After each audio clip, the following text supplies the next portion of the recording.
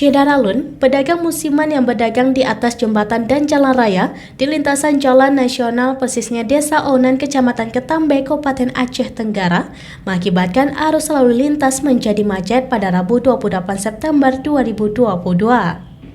Seorang pengemudi, Budi, mengatakan setiap musim pekan pasar Onan menjadi macet.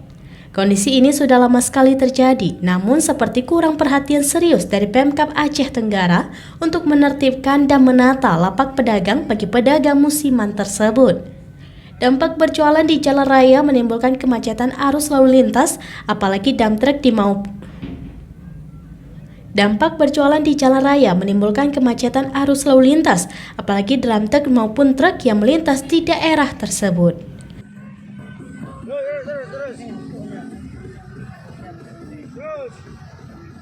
Dari Aceh Tenggara, Asnawi Lui, Serambi On TV.